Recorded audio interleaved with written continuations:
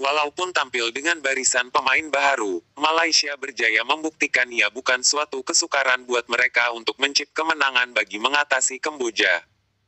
Dalam aksi persahabatan Tier 1 yang berlangsung di Stadium Nasional Bukit Jalil SNBJ, itu, Malaysia tidak menghadapi begitu banyak kesukaran untuk mengatasi lawan dengan aksi yang sangat positif.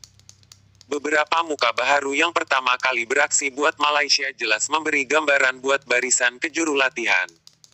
Mereka juga bersedia untuk memberi sumbangan buat negara 4 gol dicipta pada perlawanan semalam masing-masing menerusi Faisal Halim, Lituk dan Stuart Wilkins untuk memberi gambaran positif buat penyokong bola sepak tempatan.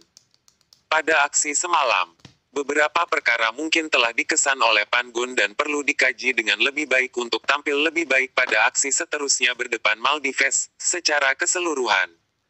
Kombinasi pertahanan yang digunakan oleh Pangun untuk perlawanan ini jelas agak goyah menerusi persefahaman yang masih lemah. Gandingan separuh masa pertama yang membabitkan antara Huzami Pie dan Sarul Nazim jelas masih lagi tidak menemui persefahaman terbaik selepas ada kesilapan-kesilapan kecil yang membenarkan lawan untuk sesekali mengatasinya. Walaupun begitu, Pangun masih lagi mempunyai pemain tonggaknya masih belum menyertai kem latihan pusat yaitu Dion Kuls yang dilihat lebih tenang di posisi tersebut untuk siri perlawanan akan datang. 3 pemain tengah digunakan pada perlawanan ini merupakan gandingan baharu membabitkan Lituk, Stuart Wilkins, dan David Rowley. Menerusi aspek penguasaan di posisi tengah, masih lagi ada kelompongan yang membenarkan lawan untuk tampil mengimbanginya dengan agak baik.